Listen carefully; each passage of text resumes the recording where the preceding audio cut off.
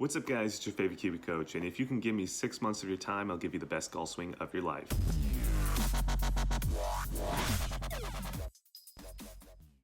So welcome back to the channel. In today's video, we're going to be doing another client before and after video for you guys today. We have a university student who is playing on the college golf team. So let's go take a look at his before swing as well as after swing. I'm going to break down everything that we changed as well as why we changed it. So let's go do this thing. But before we get into the video, I got to give a quick shout out to our sponsor, and that is Kiwi Golf Japan.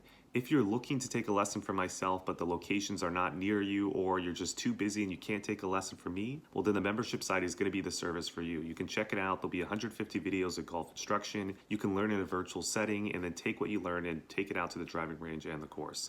So if you're interested in that service, I'll leave the link down below. And other than that, let's get into this video. So the number one issue for this particular client was he felt like he was too far underneath the plane and he wanted to get a little bit more on top of the plane. And then from there, if he could get more on top of the plane, he really just wanted to have a little bit more of a neutral ball flight, a little bit less curvature, less blocks out to the right, and really he just wanted to have a little bit more control over his irons. So we're going to go take a look at the top of the swing position first, because there's really one major thing he was doing with his arms at the top of the swing that I think was causing him to get underneath the plane, as well as getting the hands really far behind him in transition. So as we take him up to the top in the before swing, we're going to see that the lead arm here is going to be underneath the shoulder. Now the reason why this is an issue is if you have your lead arm underneath the shoulder and you struggle with getting your hands too far behind you already, as well as you struggle with getting the club shaft too underneath the plane as well already, it would be really difficult for you to actually get on top of the plane when your arms are going to be that low at the top. Now, if you're someone that struggles with being too far on top of the plane, then getting the lead arm a little bit lower at the top could potentially help. However, I still don't think it's the best way to actually fix it,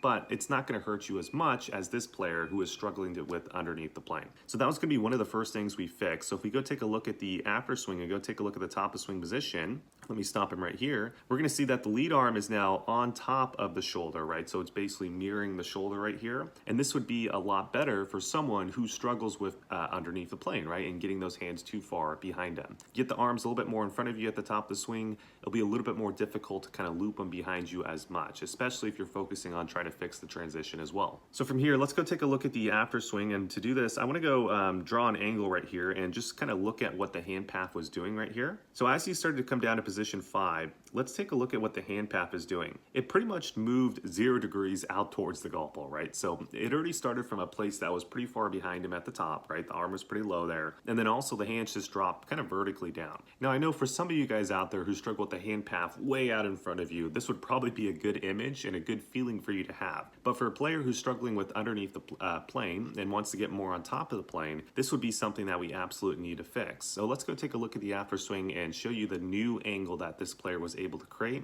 and then I'll talk to you about the feelings that we had to do to create this new angle. All right, so let's go draw the same angle on the hands, right? So I draw this on the grip end and I try to make it perpendicular to the ground. And then let's go take his hands out to position 5, so that's right around here. And then I'm going to put this point through the butt end of the club. So that comes out to right around 15 degrees. So he's moving his hands 15 degrees more out towards the golf ball than he was before. And as you can see, if we erase this angle, he's getting still a little bit behind for my preference, right? So if we take a look at where the two hands meet on the club, it's still a little bit behind the shoulder. We ideally like to see it on the right pec, but it's a lot better than where it was before, right? Before it was going to be really far behind the shoulder, almost like 6 inches behind the shoulder. So it's still a pretty massive shift. So let's talk about how he was able to actually shift this much. The overall idea on how to shift this much comes with the how much and when tools that we always talk about in these videos. If you're unaware of what these are, I'll explain it really briefly in the context of how we fix this particular client. So how much in this case would be, okay, well, what would be the opposite of getting my hands too far behind me? Well, the opposite would be getting the hands too far in front of me, right? So when I talk about how much, we're thinking about how much more should the hands move in front of me relative to my current feeling, right? That's kind of what we're worrying about right now. Then the when is going to be, okay, so when do I start to move my hands out in front of me? Do I start to move it right in the transition area? Do I wait for my hands to drop a little bit and then I start to move out? Do I do it on the backswing? Like, when am I trying to actually start moving the hands out? And then from there, when do I reach the how much that I'm trying to do? So if I'm trying to feel like my hands are 50% more out towards the ball than they typically are, well, when do I reach that 50%? Do I reach it at the top of swing? Do I reach it at somewhere on P5 on the downswing? This is all things that you need to think about and you need to establish and make clear before you actually hit the shot, so you can have some fixed points to work off of and decide, did I make the right guess? And then on the next swing, you can make the decision to change or not. So for this particular client, we were feeling what we called 120% more out towards the golf ball than his original feeling. So obviously he was doing it to an extreme amount. And if you would look at his actual kind of practice swing feelings, they looked really ridiculous, right? His hands were going way too far out towards the golf ball. But then as you can see, when we got into the actual swing here, that feeling of how much of 120% actually still produced a hand positioning that, if anything, is still slightly behind our particular preference. So that just goes to show that for a lot of you guys out there, you're going to have to feel something incredibly extreme in the opposite direction to be able to change the motions that you desire to change. Okay, from here, in terms of the win, because this is the second most important part for this client, we decided that right at when the hands get eye level on the backswing, that's when we're gonna start to move the hands towards that 120% feeling. And then we were trying to get to that 120% feeling right around position 5, right? And we wanted to kind of do it gradually. So that means right when his hands got here, he's gonna start to feel like they move out towards the ball, and then they're gonna finish that 120% feeling when his hands get right around P5 or lead arm parallel on the downswing. And as you can see, obviously he didn't quite get there, but it was able to shift 15 degrees more out towards the golf ball, which ultimately affected a lot of other positions, which we're going to highlight right now. So in the before swing, as he continued to move down, let's go take a look at the club shaft position as he started to go down here. So when we get to this position right here, and let's call this maybe P5.5 or P5.75, we can take a look at the club shaft position and see how far underneath the forearm it is at this particular point, right? This would be incredibly underneath the plane.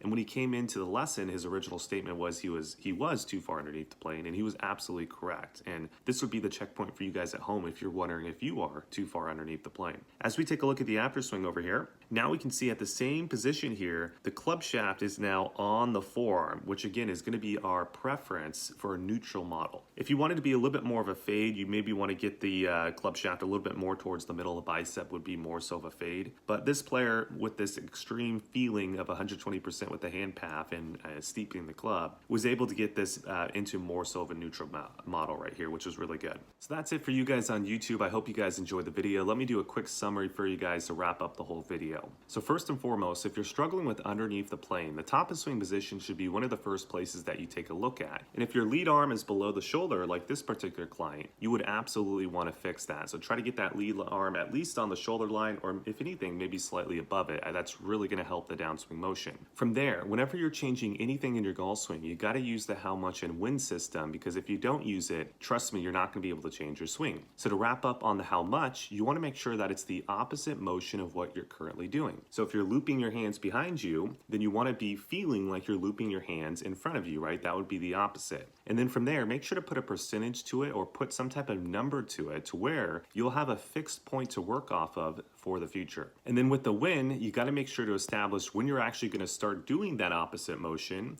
When are you going to reach that how much motion? Those are really important as well, because if you don't get the timing of it, you might actually reach that how much, but you reach it at the wrong time, and then ultimately your swing doesn't change to the correct checkpoint parameters that we like. So anyways, that's it for this particular video. I want to say one last thing. You give me 6 months of your time, I'll give you the best golf swing of your life. That really holds true. So make sure to go check out our lesson page on our website, and then also make sure to check out our membership site, because that really helps support this YouTube channel. Other than that, make sure to like, comment, subscribe, share, all that good stuff, and I'll see you guys in the next video.